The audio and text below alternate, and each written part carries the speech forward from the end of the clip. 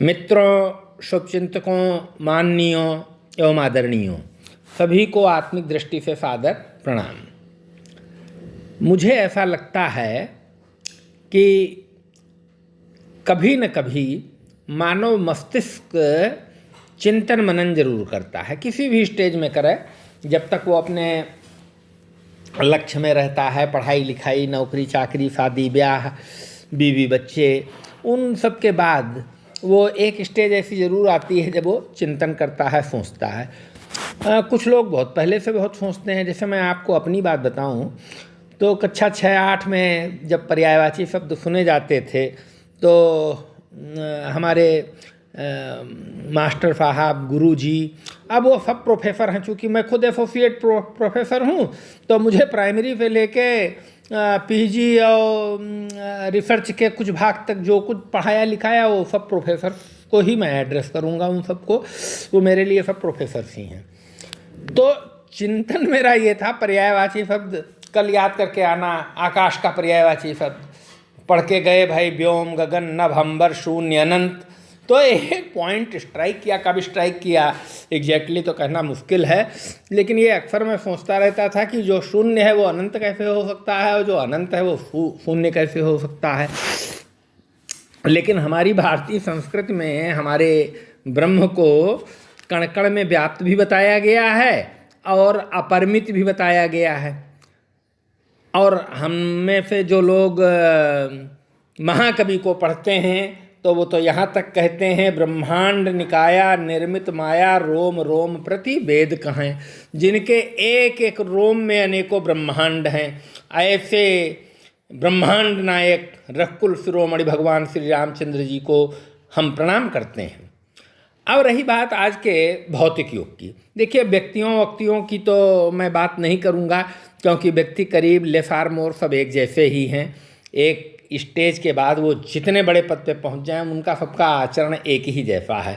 हालांकि हम जब पढ़ते थे तब तो क्लास में हमारे बहुत सारे टीचर्स कहते थे कि if wealth is lost nothing is lost, if health is lost something is lost, but if character is lost everything is lost. लेकिन आज मुझे लगता है कि जिस फ्रेटर्निटी को मैं बिलोंग करता हूँ वो करीब 10, 20, 25, 30 साल नौकरी करने के बाद करीब सोचते तो सभी होंगे, और ऊपर से तो सब बिल्कुल शांत रहते हैं, बहुत शालीन रहते हैं, लेकिन उनके अंदर की गतिविधियों को समझ पाना बहुत जटिल कार्य है। मैं इसको अगर इस तरीके से कोट करूं कि गांधी ने एक बार कहा था कि दो देशों के बीच के समुद्र की यात्रा तो आसानी से की जा सकती है, लेकिन दो मनों के बीच को समझना बहुत मुश्किल कार्य है, दुष्कर कार्य है। दूसरी बात, बहुत सारे लोगों को अचंभा होगा, हमने जब पढ़ा तो आइंस्टीन कहा करते थे अपने टाइम में कि आने वाली सदियां विश्वास नहीं करेंगी कि गांधी जैसा एक व्यक्ति हुआ है जो हाड़ मास का है और आत्मिक शक्ति, आत्मिक बल के आधार पर वो क्या से क्या कर लेता है। सत्य उनका प्रमुख आधार था, सत्य और अहिंसा। और सत्य को हमारे यहाँ कहा गया है, धर्म न दूसर सत्य समाना, आगम निगम पुराण बखाना। तो अब व्यक्तियों की बात मैं क्या करूं, सरकारों की बात भी करना बेकार है, क्योंकि यहाँ से लगा के ट्रंप तक की भाषा आप देखिए। मुझे लगता है जो भी संवेदनशील लोग होंगे वो आहत होते होंगे कि भाई अमेरिका तो सबसे बड़ा शक्तिशाली देश माना जाता है, और वहाँ जब ट्रंप जैसे राष्ट्रपति जिस तरीके की भाषा का इस्तेमाल करते हैं तो कुछ कमेंट करना उचित नहीं। खैर, मेरा वो विषय भी नहीं है। मैं प्रकृति के बारे में बात करना चाह रहा था। देखिए, प्रकृति भी अच्छाई और बुराई का मिश्रण है। महाकवि ने बहुत पहले कह दिया, जड़ चेतन गुण दोष में विश्व कीन करतार, संत हंस गुण गहाँ ही पै परिहरि बारी विकार। बहुत साधारण से अर्थ हैं, आप जो समझना चाहेंगे वो सब समझ लेंगे। और जो शून्य और अनंत है अक्सर दिमाग में स्ट्राइक करता है। और अब चूँकि मैं 61वें वर्ष में हूँ तो कई बार ये सब चीज़ें सोचने समझने में आती हैं। सामाजिक, आर्थिक, राजनीतिक, आध्यात्मिक सभी विषयों में चिंतन मनन होता है। और मैं अक्सर सोचता हूँ कि हम लोग मोटरसाइकिल चलाते हैं या कार चलाते हैं, 100 किलोमीटर पर चलाते हैं तो हवा की तरह बात करते हैं। और कुछ लोग अब कुछ कारें 200 किलोमीटर पर आवर पे चला लेते हैं तो बड़ा थ्रिल फील करते हैं। लेकिन आप देखिए हमारा जो संसार है, मायावी संसार है। आपको मैं एक बात बताऊं, आप जहाँ रहते हैं आपको लगता है कोई हलचल नहीं है पृथ्वी पर, जहाँ के हम हैं, हमारा घर वही, हमारा वो वही है। लेकिन आप देखिए जो अर्थ है वो रोटेट करती है अपनी एक्सिस के रिस्पेक्ट में, और 24 घंटे में वो एक यात्रा पूरी कर लेती है, दिन और रात उसमें हो जाते हैं। अब अर्थ की रेडियस जो मैंने पढ़ी थी इंटरमीडिएट में, देखिए मैं जो बोलता हूँ उसमें तथ्यों पे आप गौर करिएगा, कहीं कोई गलती होकर आप मुझे बताएंगे, मेरा ध्यान आकर्षित करेंगे तो मुझे आनंद आएगा। शायद 6400 किलोमीटर पढ़ी थी, और ये सब आप अप्रॉक्सीमेशन में ही लीजिएगा। सरकमफरेंस होती है 2πr, आप गुणा कर दीजिए, डिस्टेंस निकल आ जाएगी। 24 घंटे में एक चक्कर पूरा करती है, तो अगर speed of rotation of earth हम डिस्टेंस को टाइम से डिवाइड कर दें तो ये लगभग 1675 किलोमीटर पर आवर आती है। 1675 किलोमीटर पर आवर, ये तो केवल इसकी एक स्पीड है। दूसरी, ये सूर्य का चक्कर लगाती है जिस सौरमंडल में हम रहते हैं, और उसमें आप चाहे जो माने, 9 ग्रह की मान्यता है, 2 उसमें छाया ग्रह हैं, 7 ग्रह तो सभी मानते हैं।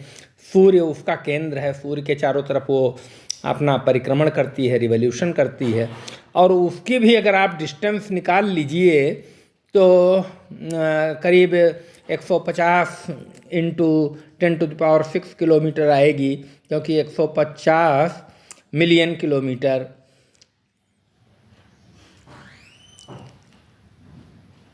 150 गुणा 6 किलोमीटर, आप गुणा 10⁶ किलोमीटर देख लीजिएगा।